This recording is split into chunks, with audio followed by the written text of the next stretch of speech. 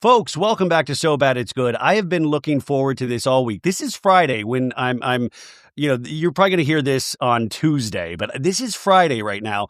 And I've been looking forward to this interview because it's actually a podcast I listen to. Our guest is from today.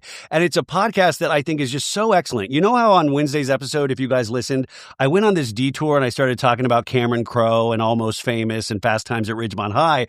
I don't get to do that a lot. So if you heard that, you would hear me salivating because I was just geeking out because before I fell in love with reality shows, I fell in love with movies, right?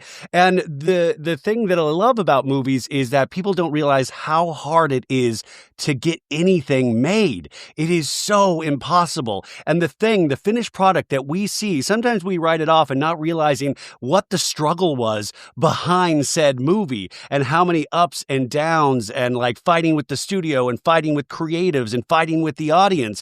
And there is a podcast out there that's been out there since 2020, I believe, and it's called What Went Wrong. And they have just so many episodes diving into every possible movie, some you love, some you might not love. I mean, just the past couple episodes alone, they did the Kill Bill saga, which was an excellent episode. They did Shawshank Redemption, which I'm going to make our guests crawl through a mile of shit in a second, talking about what we're going to be talking about.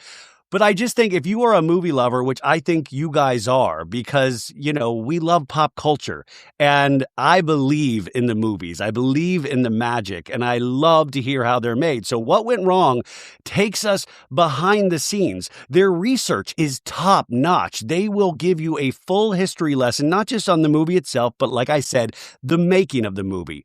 Now, unfortunately, our guest today, I'm going to make talk about shows like The Valley because it's very fitting. Their podcast title is called What Went Wrong. And we've got to ask what went wrong with The Valley. So please welcome from What Went Wrong, Lizzie Bassett. Lizzie, thank you so much for being here. Ryan, that was like the nicest intro I've ever gotten. Thank you so much. And thank you for listening. That's as good as it's going to get. Like you could tap out right now because we're just going straight into hell at this point, Lizzie. Yeah, I can't wait.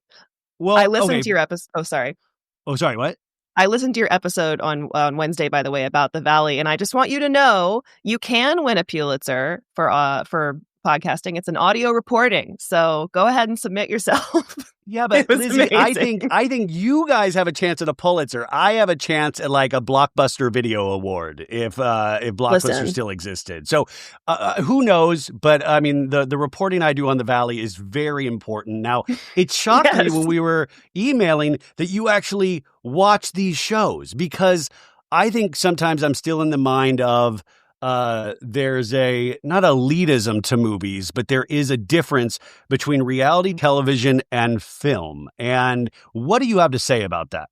You know, well, I think you're right. And I often wonder if this is something that some of our listeners appreciate and also don't appreciate about me is that, you know, certainly I have a decent amount of knowledge about films. I am by no means a film scholar. I'm certainly not sort of your typical film bro, you know.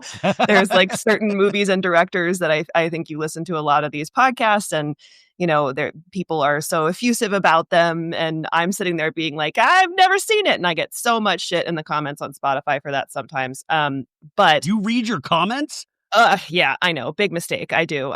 But I think there's totally an elitism. And I think what's so funny is like my husband, you know, huge film buff. He's a film composer. He's our producer on the podcast and everything. And he always gave me so much crap. By the way, that's David Bowman, I believe. Yes, David Bowman. Yes, amazing production work on the pod. So shout out. David. Thank you. Yes, he does an incredible job. But he gave me so much shit for such a long time for watching reality TV, and then, as boyfriends and husbands are wont to do, he was, you know, creeping in the background while I was watching. I think it was Salt Lake City that got him. And now he is like usually the biggest usually it's below deck or Summer House is the entrance point for interesting.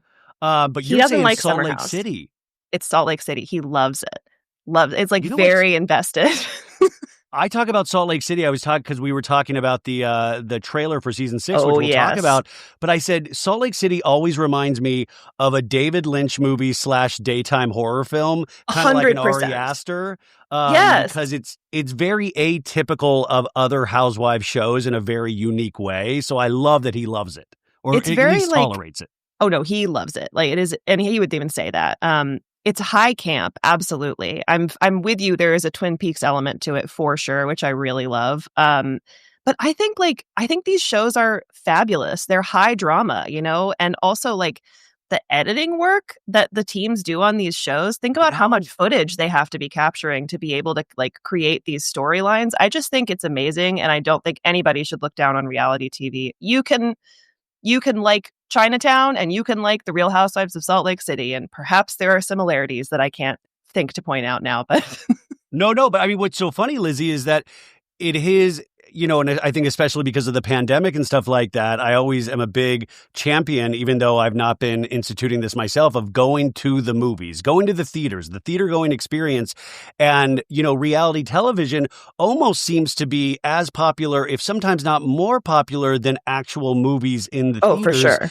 Because it's so much more accessible. And I just said, what a wild time that we live in, that we almost have to fight for people to watch movies now. Yeah, totally. I mean, we're big fans of going to see movies in the theaters. We're trying to do an initiative for ourselves where we're reviewing a new movie in theaters every month. That's been really fun. We saw Fantastic Four: First Steps, which I thought was pretty fun. We also saw Superman, which I didn't like quite as much, but I thought they were both a really good time. But yeah, definitely get out there, go to the theaters.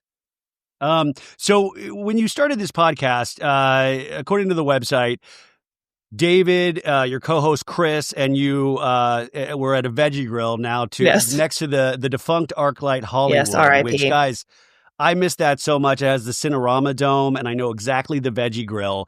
But where were you in 2019 where you guys were sitting and eating, and what was the conversation like that led you to the pod?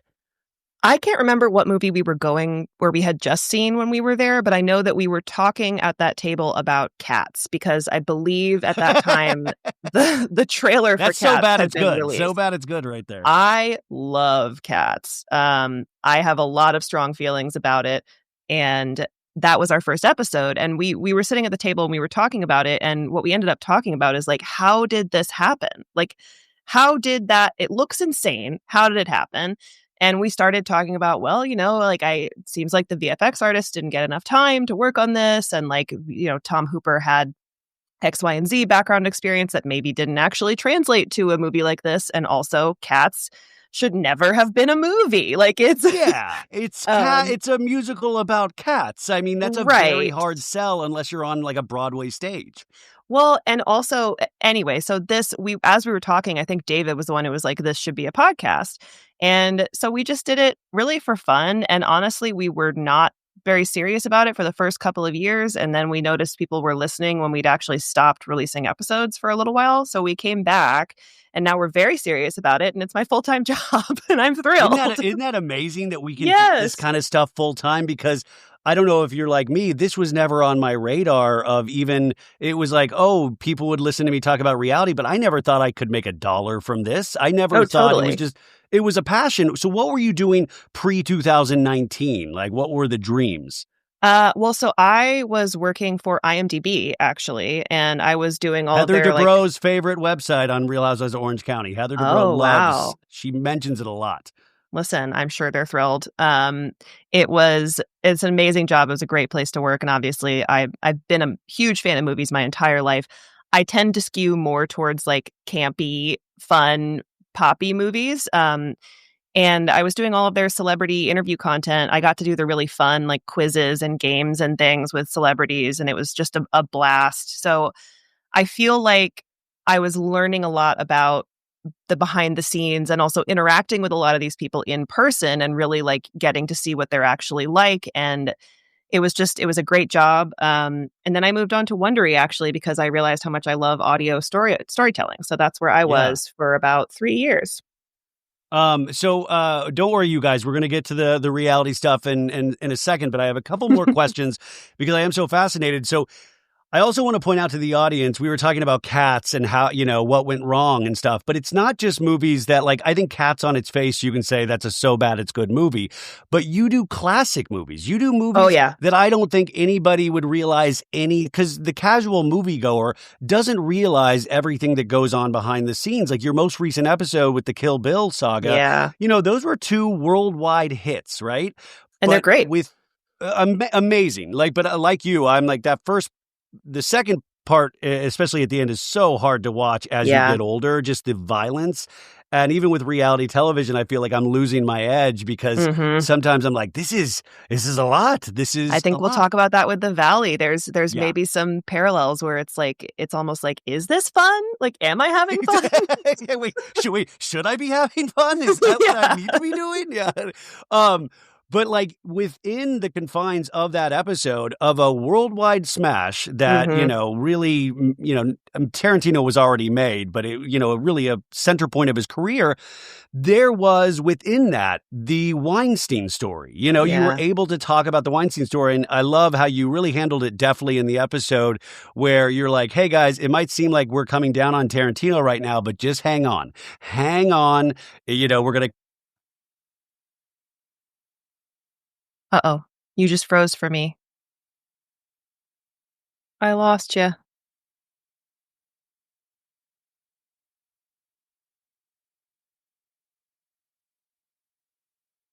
Hey, sorry, dropped out for a sec. Are you there? Oh, yeah. Okay. I'm here. Okay, sorry. Last thing I heard was you were saying the thing about telling people to wait because it sounded like we were coming down too hard on Tarantino. Yeah. Okay, so you were very definitely in say, wait, feels like we're coming down on Tarantino, and it was about a Maureen Dowd piece written about Weinstein, but it seemed to really focus on Tarantino. And I remember this article at the time, and it was all about Kill Bill. There was a scene that Uma Thurman was filming in a car, and she really badly injured herself. And if you know the scene, you can even feel in the scene that it feels dangerous, which is but she got a concussion. She really messed herself up. And there was footage of this that they wouldn't give Uma Thurman. So the Weinstein story got intermixed with this other story that Lawrence Bender, one of Tarantino's old producers that he no longer works with. I mean, it was just this mess. But that story to me was why your podcast is just so heads and tails above everything else I listen to, because you really remind us or even introduce us for the first time of something like that happening on what we deem as a success. Totally. And I think it's something that I think people have a really hard time with, is sort of holding 2 truths at the same time. One is that, Quentin Tarantino has admitted that Uma Thurman told him about Harvey Weinstein, and not just Uma Thurman, that he knew about it from Mira Sorvino. He was aware of the Rose McGowan lawsuit, and he didn't do anything about it. And, he, I will say, is one of the few men who I think came forward when the allegations went completely public and said, you know what? I knew more than I needed to have known, and I didn't do anything about it. And so many people said, I had no idea. And it's like, I don't believe you. I think you knew something. And that's what he said. I knew something. I don't think he knew the full extent of them, but like, it's hard to hold that truth in one hand, and in the other hand, you love Quentin Tarantino. Like he's an amazing great director. Piece of art that they produced all together. Harvey Weinstein, Tarantino was at such a place in his career, you guys, and they talk about this, was that he really could do whatever he wanted. Like Harvey Weinstein, nickel and dimed everybody, was like, no, you got to cut this. Not with Tarantino. He was like, whatever you want, let's do it. And then afterwards, there are 2 instances with Uma Thurman where Weinstein was a complete creep on both instances to this woman. And Daryl Hannah. And Daryl Hannah, who was also in Kill Bill. And all of these stories came flooding out. And Uma was like, yeah, I had these 2 experiences. And think about that as a woman, to be at the top of your game. Her role as the bride, just one of the best roles in cinematic history, I think, for a female, and what she brought to it. And you still have to deal with a Jax Taylor. Yes.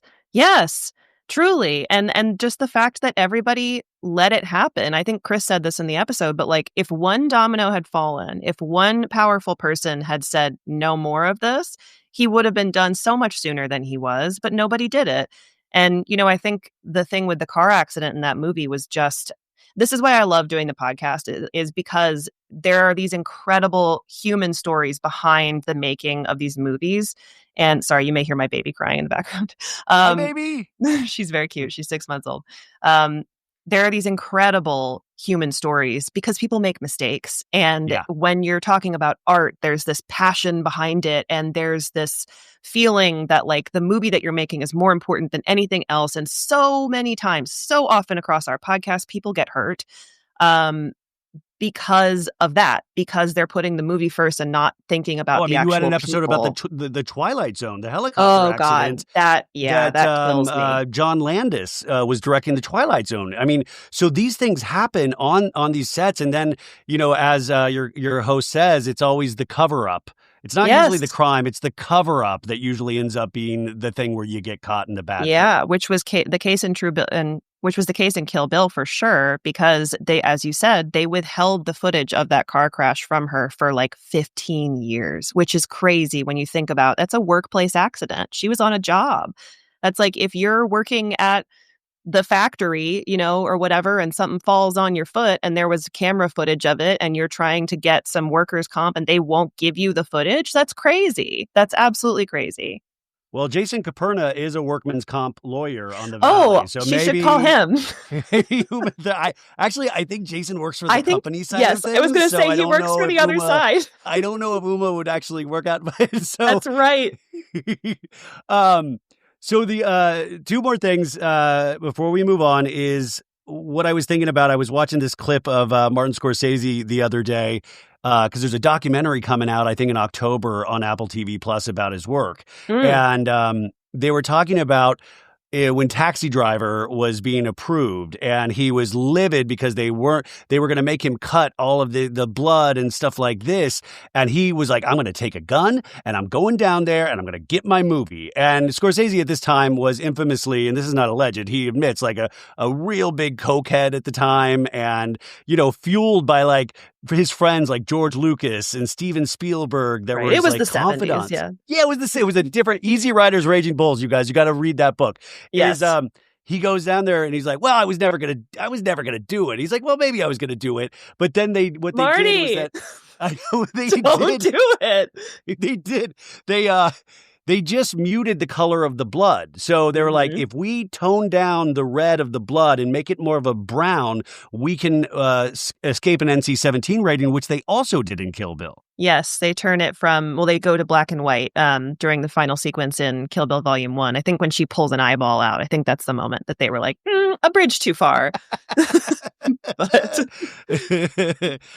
So I say all of this because it really is what went wrong. And then you go over to reality television and you can pose the same questions. And even though The Valley, from all intents and purposes, is a commercial hit, there is a thing where you watch the second season in particular and you go, how did this get made? What went wrong? Because what was your feeling after watching the third part of the reunion? Get Jax Taylor off my TV forever. Well, we did it. I know. And you know what? Like for so many years, obviously I was a huge Vanderpump fan. I watched it all the way through the bitter end. And I am like ashamed at how much I enjoyed Jax because he's such a good villain. But he's I feel reality television in a sense. Well, he is, except, we were just talking about this, but there is a feeling that I think is common, especially with the second season of The Valley, of like, I want to keep watching this, but like, is this fun? Is this okay that I'm watching this? Like, what is this? And at first I was like, I can't believe they let him on this show, like shame on them. But then the more I started thinking about it, the more I was like, you know what? They are finally not giving him a favorable edit. And that also made me mad, though, because think about how many years they must have been covering up the kind of stuff that they finally showed on this season of The Valley. I mean, exactly. That's what I always tell everybody is that this is what they're showing. Imagine what we're not in Yes. knowledge of. Imagine all of the things. Like I always use a basic example lately of like Sheena coming out with Brock had cheated on her, right? She saved it for Yeah. her book. We didn't know that on the 11th season of the show. Like now, if you watch back, you can maybe put in some like, oh, I think I see some internal struggle there, but we didn't know. So Right. imagine all of the stuff. But I will push back a little bit, Lizzie, on like, do you really think Jax got a favorable edit? I feel like he was always a very similar character, and then he would get to the reunion and he would do the I'm a work in progress song and That's dance. fair.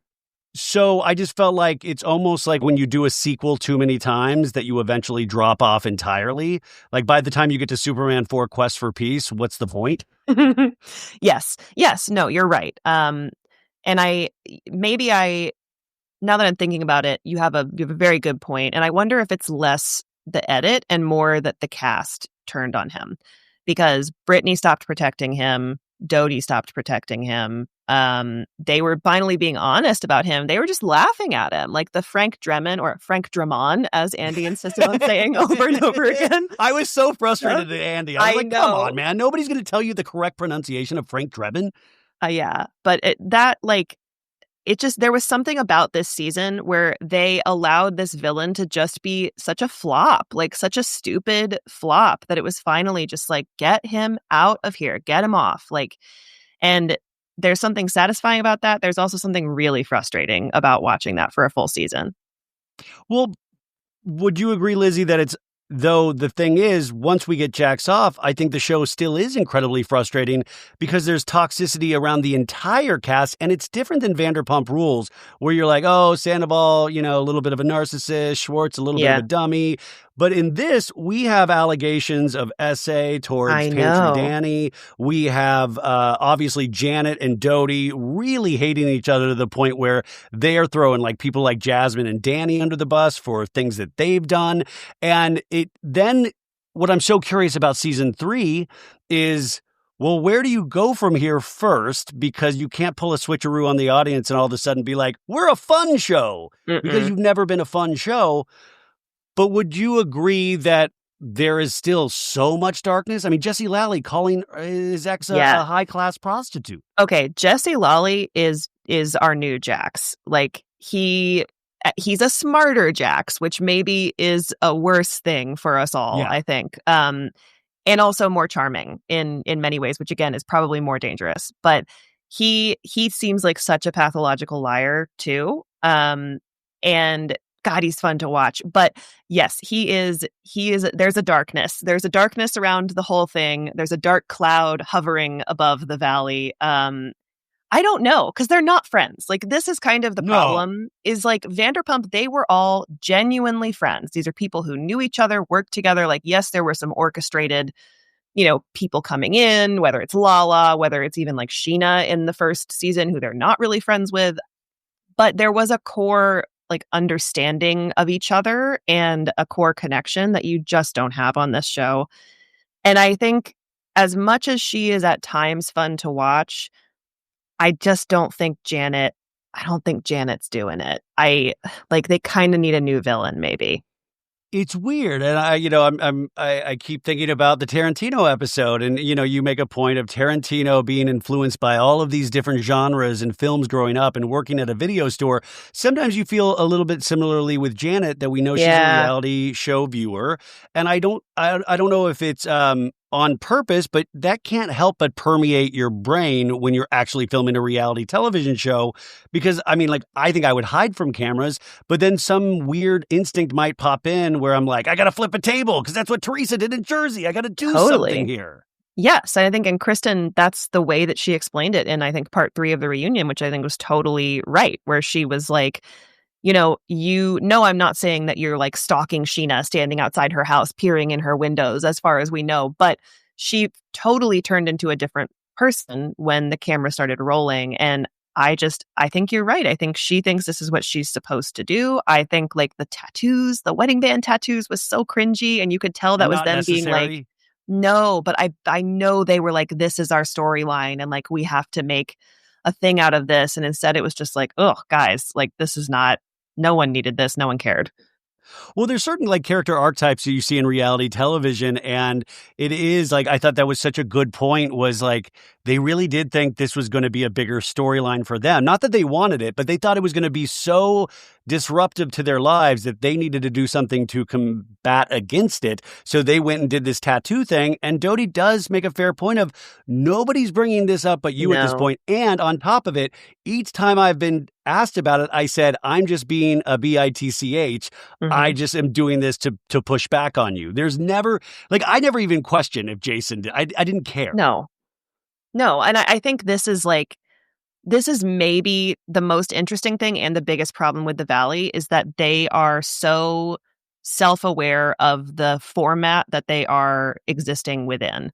And that's because many of them obviously come from, a decade plus of reality TV in the case of Jax and Britney and Kristen. But even the moment where Andy like scolded Jesse about not having his girlfriend be on camera, I loved it. But I was also like, wow, they are like really pulling the curtain back on this. Like it's almost like the behind the scenes of making a reality show. And in some ways that works. In some ways it feels like they're trying to produce themselves kind of. Well, it's interesting. It provides like a meta quality to these shows where, I think Denise Richards, who you're covering on Stormship Troopers on this week's episode of What Went Wrong, she had an infamous moment on Real Housewives of Beverly Hills with the bravo, effing bravo, where that was like a code word for the producers, like, I don't want to film. And, that was really this kind of peek behind the curtain that they chose to leave in. And I think with how smart and dare I say, sophisticated the audiences have gotten, you do need to, I think gone are the days that we just believe this hook, line, and sinker, that this is just a documentary. It's like, no, they have call times. There's a crew. They get mic'd up. So there is part of me that misses the glory days when I didn't think about it. But that scene with Andy was thrilling because it was like, all of a sudden, like, I'm Jerry Bruckheimer, baby. You're gonna mic that girl up, and this is what we're doing right now. And if you don't like, and you could tell it hit Jesse, you could tell it affected him. I know, because Andy was in like full dad mode, being like, "This is your job. You show up. It's your job. She comes on my set. I put a mic on her. That's their job. They're doing." I was like, "Yes, whoa, get him." That was great. And also, like, as someone who has been a producer for many, many years of my career, like, of course, what a pain in the butt that he's like expecting his girlfriend to show up to a hot set and not participate in any of this and then have a screaming fight with Michelle that we now can't see. That's not fair. That's not fair at all. Did you see she left like a TikTok comment, the girlfriend, the other night, and was like, no, it was even, oh yeah, she left this TikTok comment on a bunch of different Bravo pages, which is insane, the 360 viewing experience you have to do to get all the information. But you have to be on Reddit. You have to be on TikTok. Exactly. you have, so she leaves a comment saying, I did show up that night and Michelle's boyfriend grabbed me and there's video of it and Jasmine has it and Michelle was begging her to delete it. And I'm like, what? I mean, to me, that was like a cast announcement for season 3. I'm like, you're telling me you're going to be on season 3 right now. You better be, because she's causing a lot of problems. Although Michelle and Aaron are no longer together, right? No, they're no longer together, but we still don't know exactly why. What happened, yeah. I'm wondering if situations like that led to that. And people are... my fiance was like, I bet Michelle and Jesse get back together. I'm like, are you insane? No, we ended the engagement after she said that. I was like, there's no way that there's as a viewer, come on, there's no way she would do that, right? No. Oh my God. No. I like watching her in that first season when they were still married. She was like dead inside and the light is beginning to return to her eyes very slowly, but she was a haunted doll for that whole first season. But she's kind of, but Michelle does have a haunted doll kind of quality regardless of Jesse, it seems like. Yes, she does. You're a disaster, Jesse. You're a disaster. I know. Her voice, the way that she enunciates things is so funny. I don't understand. It's weird. Like, is she Um, a robot? Is she possibly a fembot? I don't know. oh my God. There If is this was the something a first, little robotic about it. we're going to find this is the first AI character, and Bravo's going to be into a lot of trouble that they used AI Ooh. for the Valley. In a lot of Okay, trouble so that its husband Jax is, called her a prostitute, which was really rude. I mean, That was terrible. which their child will Okay. eventually see. You know what? This is my biggest problem with the Valley is that there are children involved. There are Yep. children on camera. There is, I mean, the stuff with Cruz, I could not watch that. And I'm glad that they're, getting him treatment for autism and that Britney's putting in all that work. But like, I do not want that on the same show as the Valley. Like, I can't handle that. It's really I always say that every week. It's like you're going along with like a pretty dark storyline, and then all of a sudden you're reminded that they have kids when they show the Yes. kids. And I'm like, "Oh my God, I managed to forget every week. Like I eternal sunshine it from my memory, and then I Yes. see the kid and I'm like, "Oh God, they have children. Oh, they have children. No."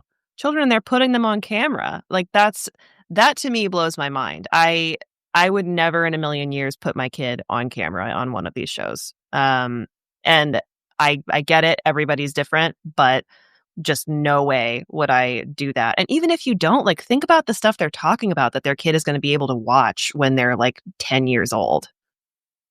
Well, listen, I'm just happy if that means TV survived and it's not just That's TikTok true. clips. True, So true. that's well, the other thing, like about your show, you have this kind of benefit in most of the cases of the movies you cover of being able to look at something in retrospect, of like having decades or many years gone by, so you can get a fuller picture of the story. And that's what frustrates me about reality television, is that I don't know if we'll ever get the full picture of what was really happening. Like the conversation that went down where Jack says he's stepping away from the Valley, but obviously the He's fired. producers Yeah. and Bravo said, we cannot continue with you.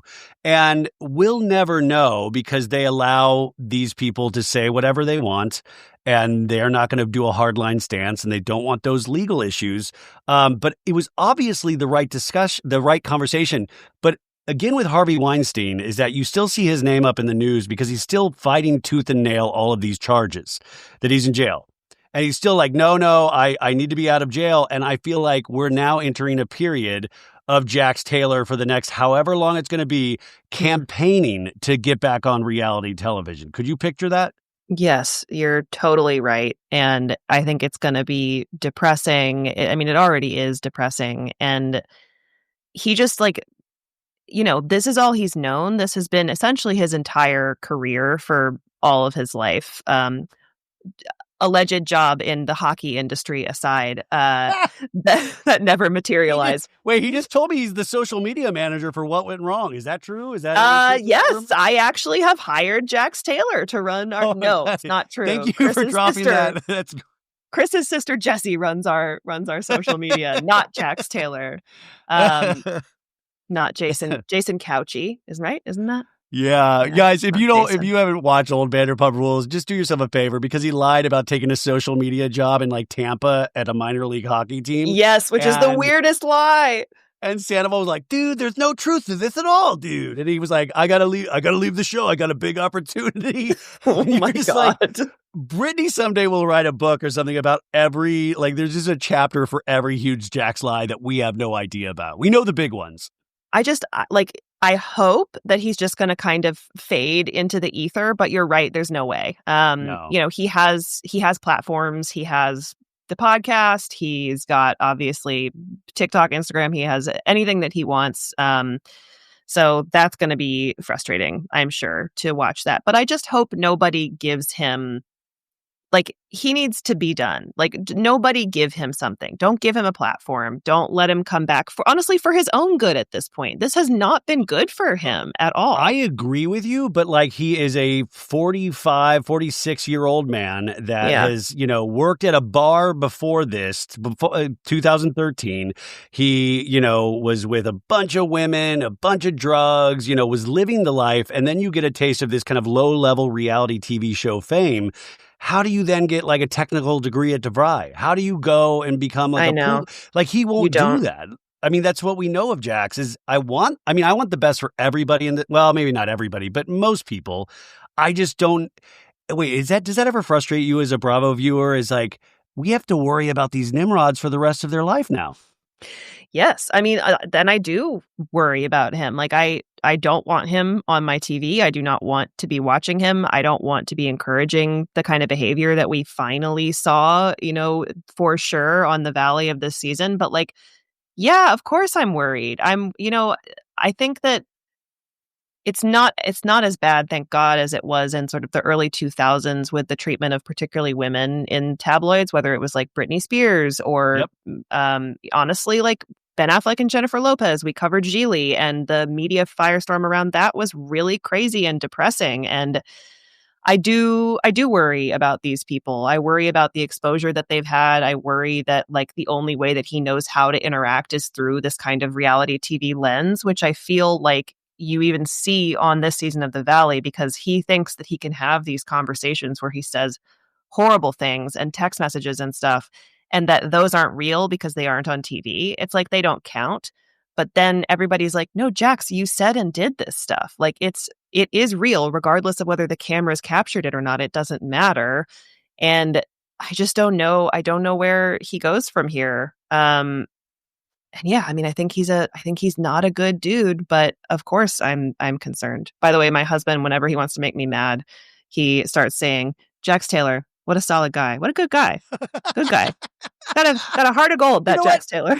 You know what? I think Jax has a point here. If you ever want to get somebody, what, Jax, and I'll be like, you sit down.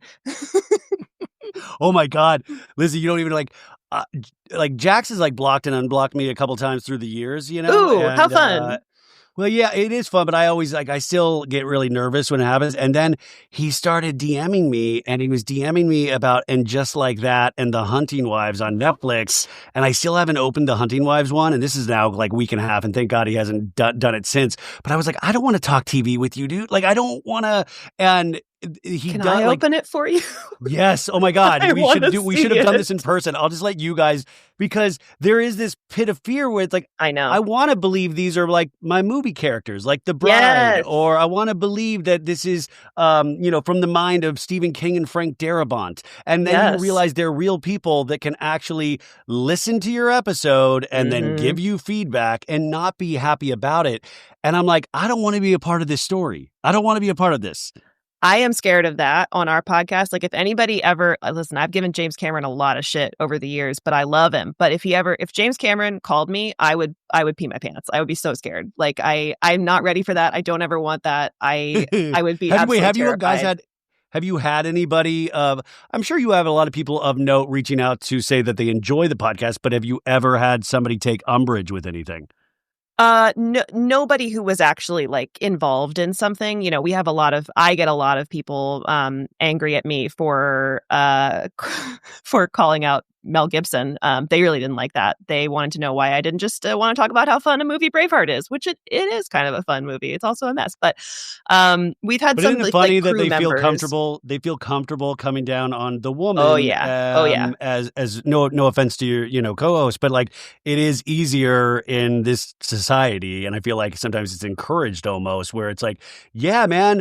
Mel Gibson did some amazing work, and I'm so sad that I can't enjoy Lethal Weapon anymore. But if you look at that dude's actual past and history, it is really jaw-dropping. And please, you guys, listen to the audio tapes with Joe Esterhaus. I don't know if some really wild stuff of just him screaming in the background, and he's kind of a more successful Jax Taylor. Yeah, he is a more successful Jax Taylor. He's a more talented Jax Taylor. Like these people exist. I think they often flock to Hollywood and this kind of industry, but like that one was crazy. I had no idea. He's been saying the things that we now know him for since the very beginning, since before he was famous. He was in violent bar brawls. He was saying horrible anti-Semitic things about women, like racist things, all the way from the beginning. And there's records of it. His relationship with Catholicism it's also a certain sect of Catholicism, you guys. It's not like the, PG Catholicism that some people know.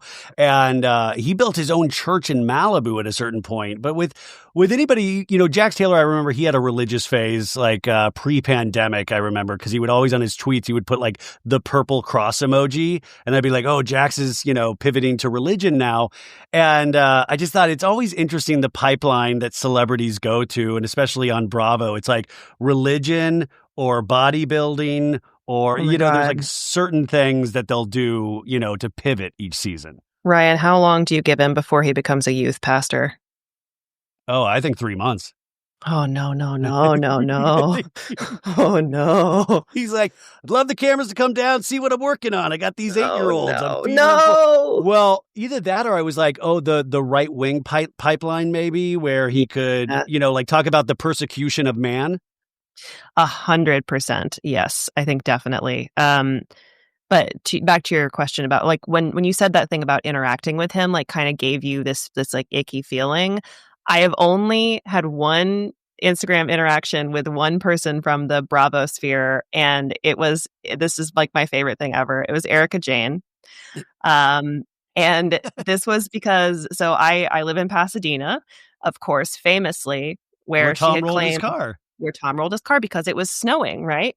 And everybody was like, ma'am, it's 114 degrees in Pasadena in the summer. Like it does not snow there. It gets down to like maybe the 40s at night in the winter sometimes.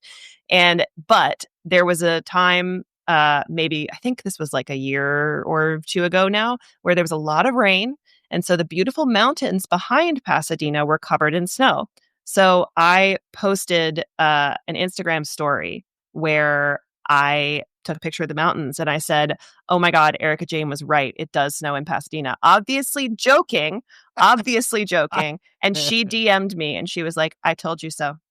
I told you so. And no one believed me. I told you so. I told you so. And no one believed me.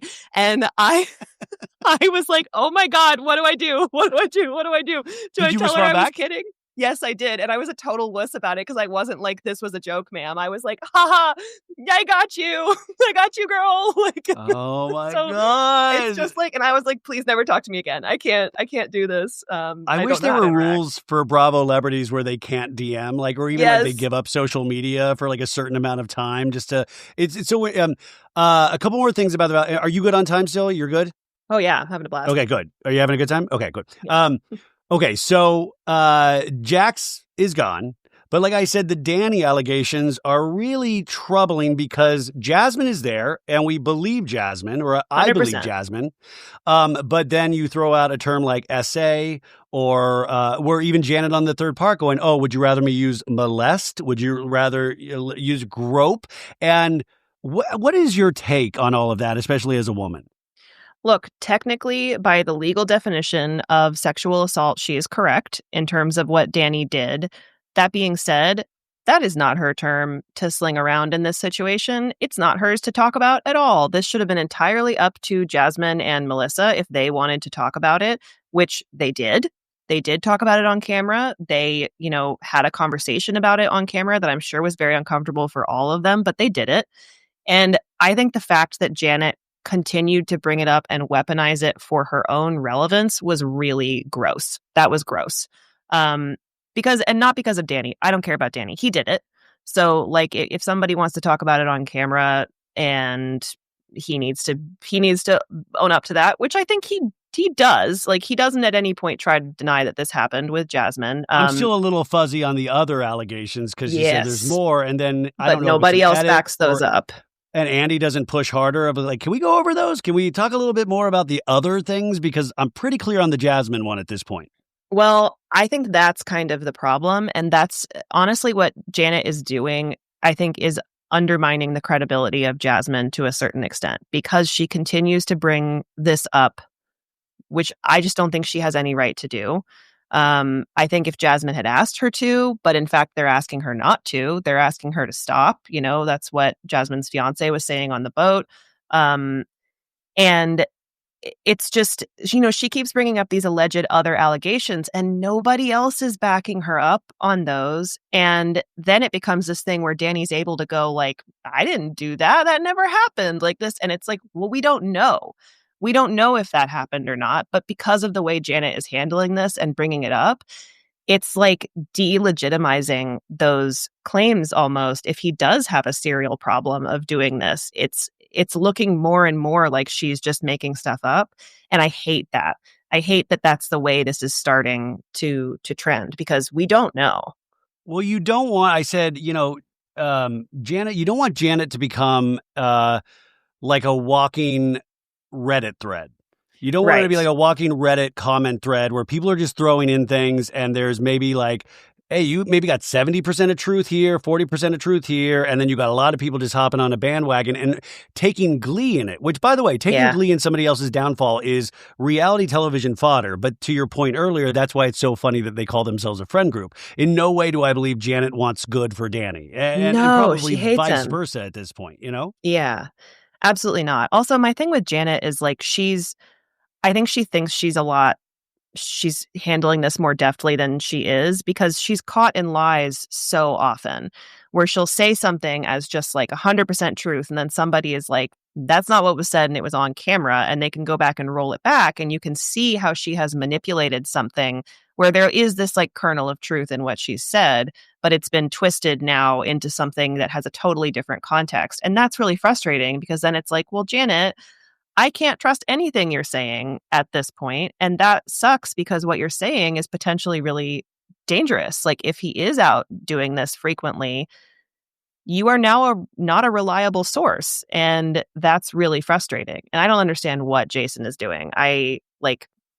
That doesn't make any sense to me. I guess blinded by love. I don't know. And he seems to be so rocked at all times. Like, he's always like almost like on tears. He has teary eyes, and I'm like, there was that one scene on the beach earlier in the season where Jasmine and him and Janet got into it. And I thought he was going to walk into the ocean. I was like, oh, he's done. Because he just seemed like when you wake up and realize you're on a reality show and you're like, what? You were my friend. What are you talking about? Oh. And he just seems like he's been thawed out from ice, and he's never seen a reality show before. So, but it's interesting. I was thinking about early Vanderpump, or like Vanderpump Rules. Remember that season? And it was like the beginning of the season where they brought out the Jax allegations of sleeping with Faith when he was with Britney. And we didn't, the cameras weren't there for that. But we had the first episode where I think Schwartz and Sandoval, we found out later, we're told by producers, you have to let Jax know about this. We got to bring it on the show. You got to tell him. And they didn't want to do it, but they did it. So the Dany allegations, those aren't on camera either. But we had this, which turned out to be a crazy season of Vanderpump, which I enjoyed. And so I questioned myself, is it I that have changed over these years, where I find it kind of like so repugnant how we're dealing with the Dany storyline, or is it different than something like Jax and Faith that we never saw?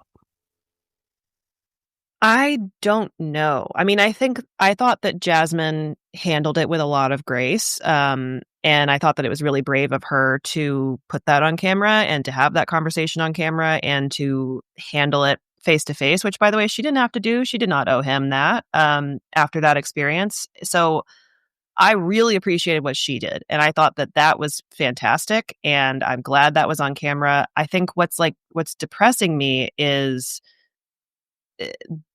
it's making me mad that it's coming from Janet. Like, if this is happening, yes, I want to know about it. And like, yes, of course, it's valid for it to be discussed on the show and for him to be under consideration as to whether he should be on the show, obviously. But I don't know. I'm like, am I totally off base on this? I just feel like I can't trust anything she's saying. Well, no, you're not off base, but I just don't know if I can that's what the Valley puts you in this weird position of like, I don't know if I can trust anybody. I also have questions, even though I love Britney standing up against Jax, there are still questions that I have where it's like, well, Britney, you're the one that brought the information. Well, you brought so much. First off, you're saying Dany's following you around. She's like, well, he's not all grabbing on me or something. It's fun. Like, where it's like, well, you obviously shit-talked Dany to Janet because Janet brings it up. So you obviously were concerned enough, but now in the moment when you're getting called out, also to the point last season when Zach said that horrific thing about Janet about losing her baby, that came from Britney. Janet would have never known except Britney told Janet what Zach said. And I was like, Britney is like this weird kind of, I don't want to say undercover assassin because I really support her in the Jax of it all. Of course. it is weird that they all compete for her friendship, and she does seem to have strong opinions, but when you get a camera on her, she's like, I love everybody. Woo! She has absolutely zero loyalty. I think Britney is more of like a backstabber than we give her credit for. She's Well, she was trained by the master. I mean, yes, she was. And she even said it, like she protected Jax until she was done. And then as soon as she was done, she went for it, and like good for her. And I wish she'd been done an awful lot sooner than she was. But yeah, she's an interesting one because she plays this like yuck yuck Kentucky card so much, this Mama's beer cheese card. And I'm like, ma'am, I like, what's going on. I think that I wonder what she's like off camera. I bet you she is a bit more like conniving's not the right word, but I think she's smarter than we give her credit for. She's more in the muck and the mire than well, and also, how does your accent get stronger over the seasons? Like, have you noticed that? Like, it wasn't this strong in the and Zach's from the same town, and Zach's just like, "What's up, guys? I got Scrotox." Like, he's talking totally normal, completely normal. Okay, so I gave you a homework assignment. Mm-hmm. Would you be willing to share with the audience what I asked of you? You asked me what movies we have covered that like make me feel the same way as watching The Valley, and I think right. Yeah. Okay. Yes. And I have a couple of thoughts. Okay. So the first one I already mentioned, so I won't go over it in detail, but it's Gigli. Have you ever seen Gigli? Of course I've seen Gigli. Not a lot of people have. Yeah. Well, what was your feeling upon watching Gigli, which has, been called one of the worst movies ever made? I don't know if that's it was hard because just like you said earlier, it was so colored by all of the tabloid reports. So I was already told I was walking into a stinker. Right. I was already told. And what was that? Martin Brest directed that or something? Yeah. Or like, it was a decent director. The Academy Award director. Yeah. You have all of these elements. Ben's making a very strong choice with his approach to the character. You're supposed to see this romantic chemistry. I don't know. It was just like the movie itself, I didn't have tons of feelings on itself, but it was like what I remember from it are the tabloid reports leading up to it and all the awkward interviews that they had to do to prove that they were a real couple.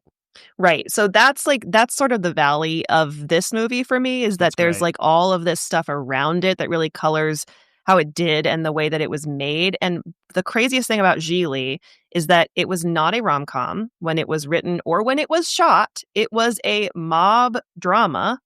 And you may remember this, she plays a lesbian, Jennifer Lopez does, in this movie. There was no romance between her and Ben Affleck whatsoever in the original film. And what happened was they got together. They announced publicly that they were together right after it had finished filming.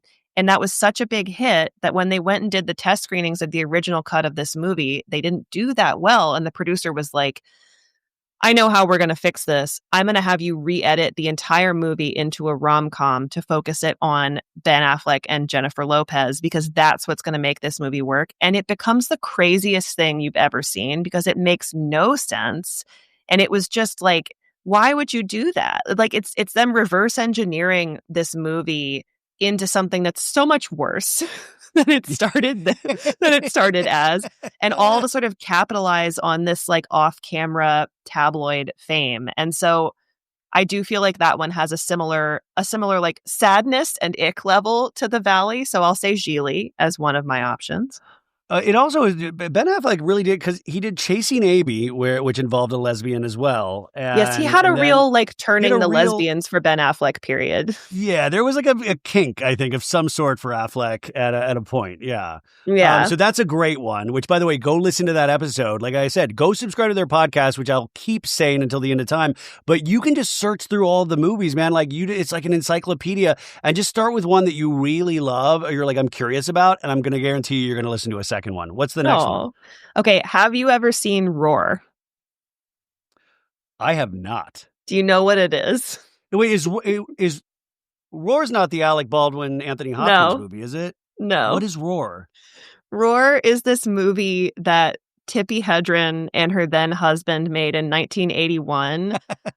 Like calling it a movie, honestly, is generous. It's the way that I think my co-host Chris described it was just watching people be mauled by lions for 90 minutes. And that's perfect for the Valley. That's the Valley. That's all it's like. If you want a movie that is the exact same feeling of like, is this fun? Do I like this? Should I keep watching this? It's Roar.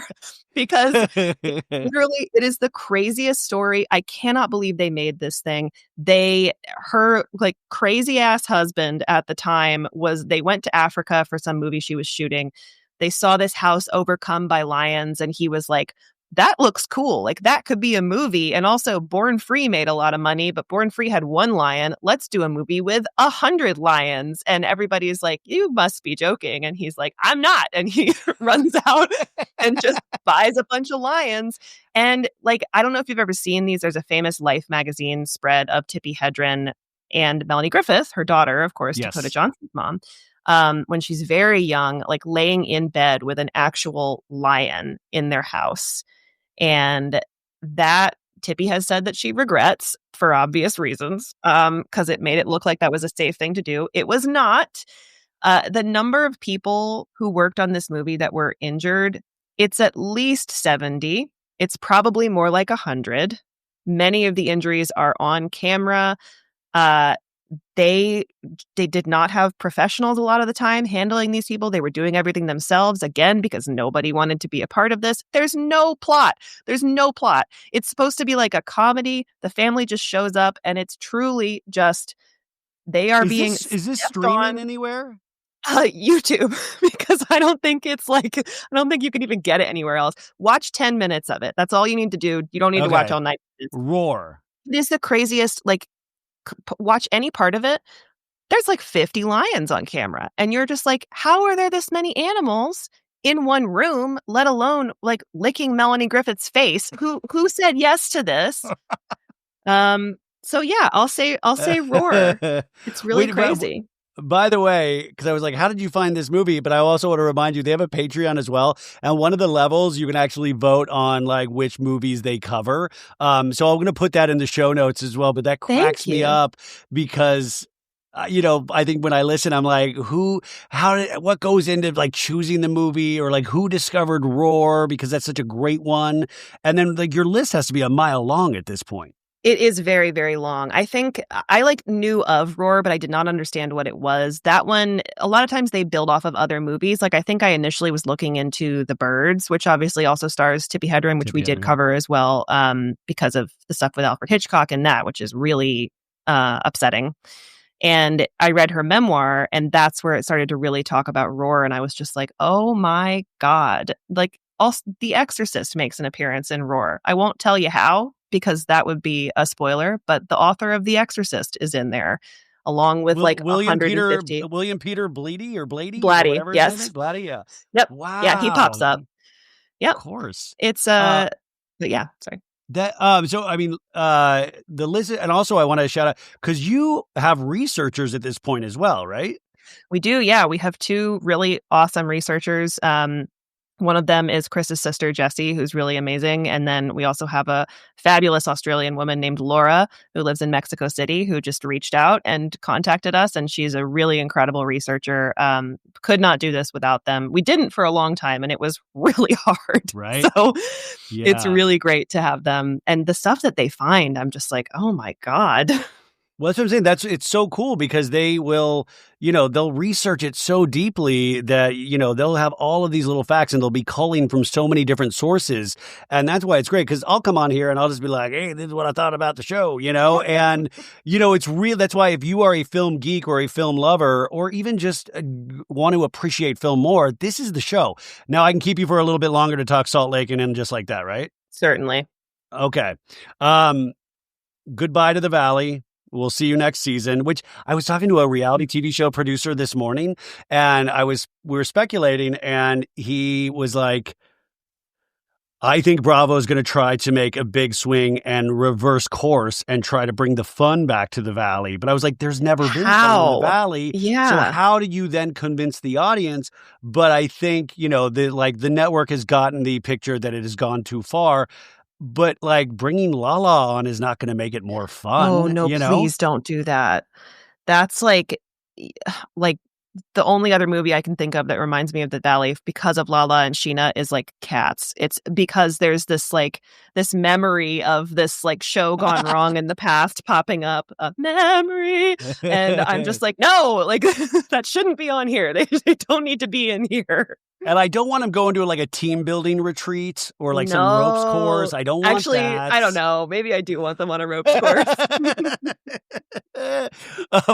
Okay, so we just got the trailer for season 6 of Real Housewives of Salt Lake City. What's happening? 2 minutes and 47 seconds of goodness. We covered it on Friday's episode, but what did you think of this trailer?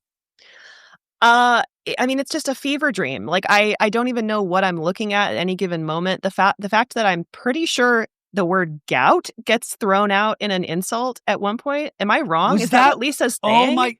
Oh my God. So at the end of the trailer, Bronwyn's like, you have to pay your bills. That's what you have to do. And Lisa's like, you blank, then the C-O, the like a D-I-C-K-S Yes. sucker, I think. You blank. Yes. And I couldn't make out the word, but you're saying she says, you gout, da-da-da. I swear to God, I think she's saying gout. I think it's a comment. Barlow said, that's an Emmy right there. That's an Emmy. If It's a Lifetime Achievement Award. That is the craziest thing I've ever heard. Also, it opens with like the Greek flag flying, and then there's this bizarre Greek chorus that's appearing throughout, and some woman. I said it reminded me of the last scene in Eyes Wide Shut. Yeah, I'm like, 100%. Fidelio. I'm like, what is going on? Yeah, this season is directed by Stanley Kubrick from Beyond the Grave for sure.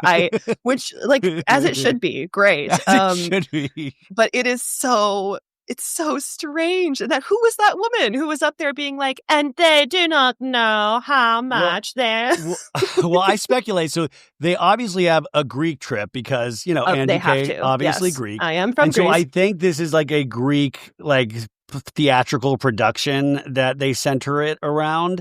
And, but I could be wrong. Maybe it's just like a local dinner theater in Salt Lake City. I hope so.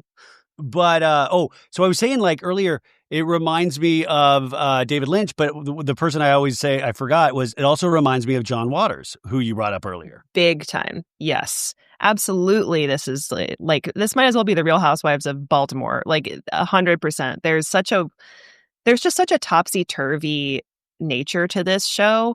Also, Whitney's hair. I didn't even realize that was Whitney until like a minute into this trailer. She looks good. That's my character development. I'm orange hair now. I'm on a healing journey. By the way, did you watch the The Secret Lives of Mormon Wives? Because I totally did. Yeah, of course. that is a Utah accent. I didn't realize that anything eel is ill. Everybody's on a healing journey. Yes, I'm feeling a lot on my healing journey. It's the strangest. How did that happen? I don't know, but also like, what are they? They're breeding a different type in Utah. Yes. Like between the influencers and the mommy bloggers and Whitney, they're really coming to the forefront. Yeah, I know. Utah is really having its moment for better, and I would say mostly for worse, but I can't look away. This is probably my favorite Housewives franchise, and Same. I loved Secret Lives of Mormon Wives, and I watch all their TikTok garbage, and it's so confusing. It's like another part of the show. I don't watch. I now I'm like addicted to TikTok, but I've managed like my TikTok isn't reality shows. My TikTok is like record collecting, and then like some like draw. Like there's like different like things they'll feed you. Good. Yeah. So I stay really kind of weirdly out of that. That's not on my feed, but I will make I will be on season 3 of Secret Lives of Mormon Wives. So this podcast will be on. We just signed the release this week, and I'm announcing this here first with you. So, oh my God, I'm so excited. Get ready for my healing journey. It's just the podcast and the interview that we did, but the cameras were there, and I didn't think it was going to make. I still didn't think it was going to make. So who knows? Maybe it's just like a small clip. Maybe it's a longer part, but who knows? I'm really excited. Yes, that's amazing. That's amazing. I'm so excited. That's incredible. We'll get them on what went wrong next. Well, season 4 of Secret Lives of Mormon Wives. Please, absolutely. I would love to talk about everything. What do you think about Mary Cosby? Ooh, I have such a hard time with Mary Cosby. I would like to say I am scared of her. So anything I'm about to say, let's put allegedly right at the front of everything. But Do you ever listen to the Bravo docket? I love Ceci and I don't get to I stay away from other Bravo podcasts, but I know Yeah. them. I love them. They're awesome. They are awesome. And I remember this was years ago at this point, but I listened to their episode on Mary Cosby. You guys should maybe go listen to it. It is way more wild than what you see on the show. And it does make me question how much the other women kind of suck up to her, because I'm like, I think she's maybe a bit of a financial predator, allegedly. But there's so much strange stuff about her grandmother who passed and the way that her mother was sort of cut out of this kind of like dynasty. And then everything passes to Mary when she marries her step grandfather, and which also like, that's such a strange power dynamic, and potentially like I feel bad for her, but then I feel very bad for her with her son. I think that was very brave to put a lot of that on camera. That made me cry in the last season when they had that conversation. But yeah, what the hell? Mary Cosby is hard. So it was an uphill battle for me to like Mary Cosby, and yet somehow with the last season, they managed to do it. I know. At least it filled in some blanks and it provided a little more context where I empathized and actually rooted for. I never thought I would say, because I wanted her off, gone, done. And so I will say, but what I was worried about in the trailer for season 6 was we see Mary up on stage at her church. Yeah. And she has a gold-plated microphone, guys, a gold-plated microphone. And what I worry about and what I've said all along is, I don't like that, because that means there's going to be a discussion about her church again. And I do believe, allegedly, there is a lot of financial improprieties. Yeah. We've talked about this for years, there's a lot of weird things behind the scenes. In fact, she sued her own church just about like a year and a half ago, if I'm not mistaken, saying the church embezzled from her. There's a lot of murkiness. And what I was also told was that there is, I think, competing docuseries about Mary Cosby's financial misdeeds. God, it took them long enough. Those should have come out, 4 years ago. Well, I had heard about this years ago, so who knows if this actually is still happening or in the works. But I talked to people that were interviewed for it, and I get worried that, like, don't make the religion a storyline, because you're going to lose people again. And also on top of that, I did a Patreon episode about Lisa Barlow's financial issues, which I do believe gets brought up this season. There's a lot there. Really? So I don't know anything about that outside of what they started to reference in the trailer. What is there anything you can tell us in front of the paywall? According to some documents, and there was some loans, like personal loans from a gentleman and from other, like there was personal loans at different dates, like one before Salt Lake started. The owner of the Jazz. Well, I mean, that's, oh, Jesus. That's another thing. We just forget about the, like, I didn't give blowjobs on a God. It's so wild. But you do see, like, Angie and Bronwyn bringing it up. So I believe some of that is going to come into this season, even though that's been hanging over Lisa's head for years. And Lisa, I mean, at this point, I would hope she's financially solvent, because it seems like she gets the most, like, brand endorsements out of everybody with the Kerastase and the Wendy's. Kerastase Thermatique, Wendy's. She had like a Clorox one recently too, I think, that I saw. Some kind of like cleaning wipe. I'm going to clean my financial misdeeds. Oh, no. And I love, like I always say, I love Lisa. She's one of my favorite housewives, but I never agree with anything that she says or does. Like, I'm never like, but just the fact that she exists, I'm like, that's awesome that she exists. Yeah, it's so funny also, because I remember when that show first started and she was like, I'm the queen of Sundance. I used to work the Sundance Film Festival for IMDb. That was one of the film festivals we did every year. And, we worked with a lot of like big party planners in that city. And I remember asking one of them, I think I was like, have you ever heard of this person? She was like, no. I was like, oh. There's like 10 queens of Sundance, by the way. Yeah. Well, Meredith Marks' storyline, they didn't cover this in the trailer, but Meredith Marks, she's turning her jewelry store into a caviar store. Yes. Well, of course, we saw elements of the caviar on New York City Next Gen, which you love. You told me before we started, and I love as well. The only thing I will say, though, and I it's like they really have to put a lot of heavy lifting into making Brooks work on the show. I know. I like everybody's. him. I Seems like like him a sweet kid. too. Like, I think he's a nice person, which maybe doesn't work that well on reality TV. I think he's like a good person. Yeah, like guys, if you don't work on reality television, that usually is a good thing for the rest of your life. I know. I think he's genuinely sweet. I like him. I like watching him. I think he's funny. But yeah, he seems to have to be encouraged to engage in the way that you're supposed to engage on reality TV. And all these other kids are like, but there's something sweet about that. And also like watching him interact with, I loved watching him interact with Meredith. Could have done with maybe a little bit less of Seth, even though I do love Seth. What's fluid mean? I want to do sexy things with as many No. people as possible. I don't want to hear about pansexual Seth. It's not for me. That's where I'm trying to get to. No, sir. I do want more of Charlie's relationship with his dad, Anwar. I wonder if Charlie's going to sign up for another season because he doesn't seem to be playing the press game at all. Well, he got a really rough edit. Like they showed everything that, he clearly thought that they weren't going to show. Whether it was, him, like in the first episode, I think, when he's in the barber's chair and he's like, hey, I'm going to hand you my credit card like I'm going to pay, but then don't actually charge me, charge it to my dad, okay? And they showed that. And it's like, oh man, these guys do not like this kid. But we want a second season, right? Oh, yes, I want a second season. Okay. And then finally, in terms of what went wrong, the hit podcast that you all need to subscribe to and rate 5 stars on Apple Podcasts and Spotify. How did And Just Like That season 3 get made? I don't know. It's like, honestly, was it written by AI? Or was it written by out-of-touch people that are well-to-do in their own lives and they've lost all sort of touch with what actually, this show almost seems like it hates women at a certain point. 100%. 100%.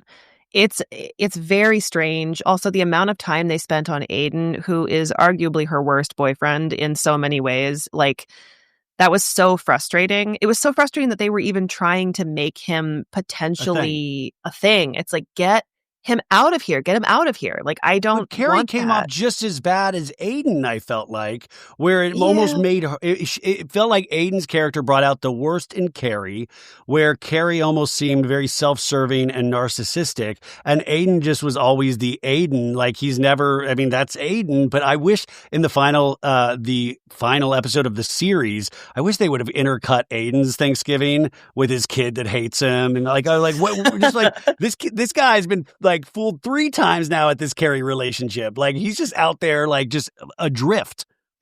Honestly, like, Aidan's a total drip, but would I rather have watched a whole show about him in that weird old farmhouse with his ex-wife, Rosemary DeWitt, and her new boyfriend, Bob? Yes, I would. I would sign up for that. And his kid that hates him and the other ones. I thought that was going to be the series finale. I thought the kid was going to, like, come and hurt Carrie because he hurt his dad. Like, how dare you? You ruined my family again. Ooh, no, that would be way too much story. They can't do that.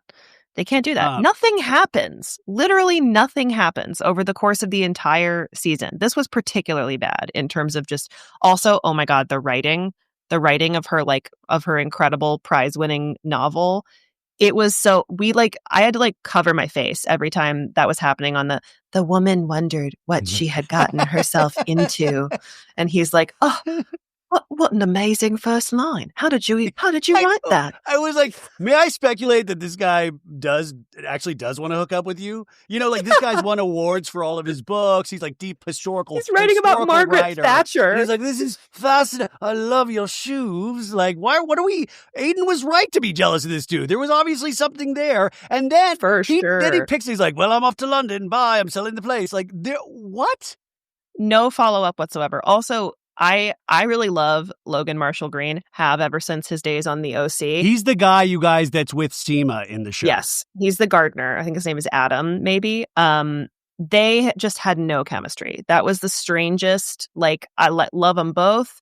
Really love him. Wish he would get more work. I think he's a really good actor, and he's, like, been in some great stuff. Have you ever seen? I think it's called The Invitation.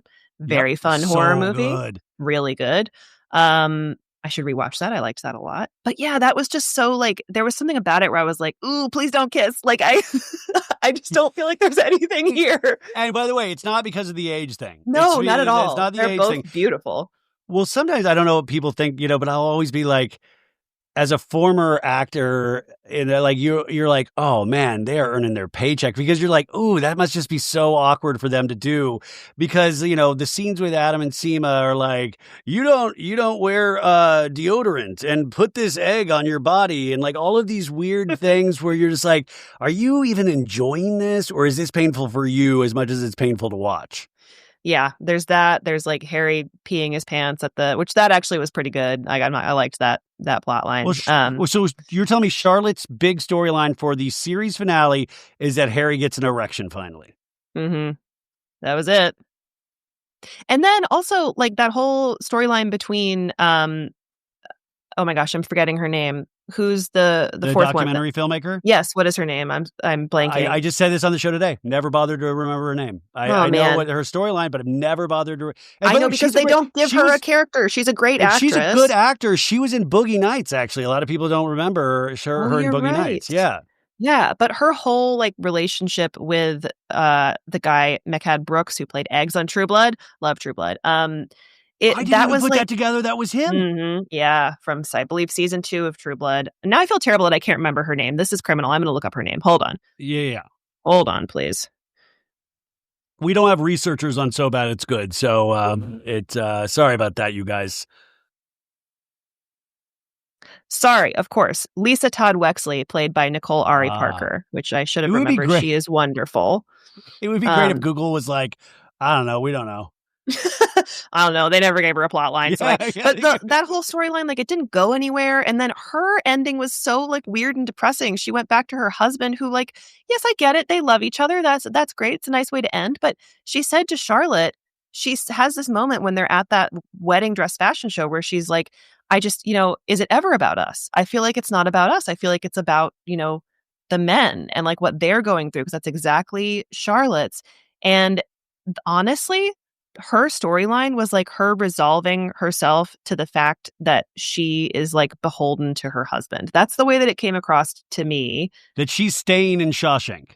That she's, yes. Yeah. And like, it's not that she doesn't love him, and I'm not saying she should have had an affair with the editor, nothing like that. But the way they end it was so strange, where she has this moment of like, hey, I'm frustrated that like I'm just having to deal with him moping around constantly because he lost this thing, and it's like sucking the life out of me, basically. And then she comes back and she's just like, suck the life out of me forever. I love you. And I also love, he's like, well, not winning comptroller means I can have a second piece of pie. I'm like, oh, so now you're just going to let yourself go completely. That's what we have to deal with, is that you're just going to keep eating the pie. That's the big thing.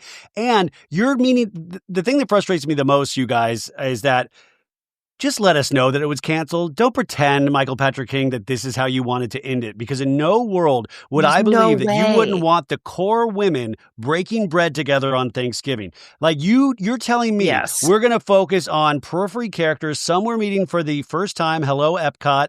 And, we have, what's his name? A really good actor, having a poop storyline. Victor Garber, yes. Victor Garber. And there's no way. There's no way this is what they thought would be a series finale. This was a season finale at best. Oh, 100%. It's a very strange place to end it.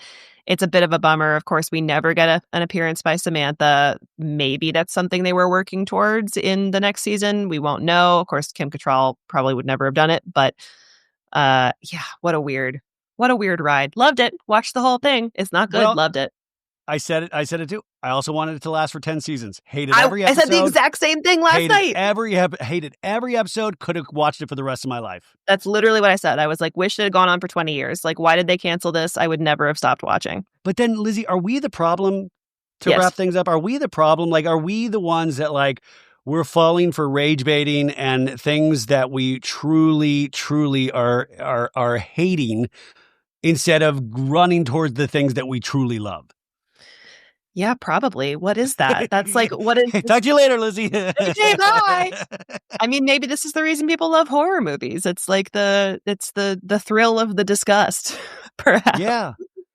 I mean, maybe it gives us some kind of semblance of control on our life, because we actually, for once, can say, I think that's bad, because sometimes we don't know the bad in our own lives. That's very true. Well said. Well, we got deep for the first time on So Bad It's Good. Okay. So you guys, Lizzie has a podcast that I've been talking about all episode long. It's called What Went Wrong?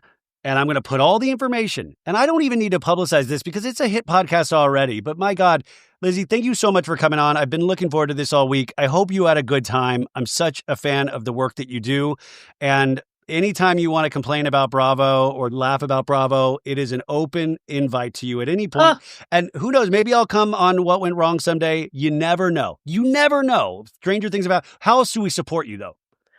You can follow us on Instagram at What Went Wrong Pod. You can follow us on whatever you are listening to the show on. You can, of course, subscribe to us on, or you can support us on Patreon. And we actually have our first ever live show in on October. Yes, 8th and 9th at a Caveat Theater in Manhattan. And you can get tickets to that by going to the Cheerful Earful website, clicking on the New York location, and then you can find our live show tickets. And I can tell you, Ryan, we will be covering Deep Impact versus Armageddon. So a lot of Michael Bay, a lot of Ben Affleck's little baby teeth before they got fixed. Which, by the way, the fact that they have a Criterion Collection version of Armageddon where there's an audio track of Ben Affleck. Oh, wait, it's the best thing ever. It's the best audio commentary track. But there was this period of time in movies where they were doing competing, tragedy films. And there was what was the volcano ones? Dante's Deep Impact, Dante's Peak and Volcano. Yes, those are the two. Yeah, they're twin movies, but I won't get too much into this, but there were some allegations that perhaps Armageddon borrowed a little bit from an early meeting with the screenwriter of Deep Impact. And we'll have to get into it. If you don't get your butt in a seat in October 8th and 9th in New York, then I don't know what you're doing because I think this thing's going to sell out pretty quickly. So congratulations. Thank you so so much. Out having you on. Thank you. This was amazing. And of course, you're welcome on What Went Wrong. And I think we have a movie coming up that is kind of perfect for you. So we'll see. Who knows? We'll see. Tune in, you guys.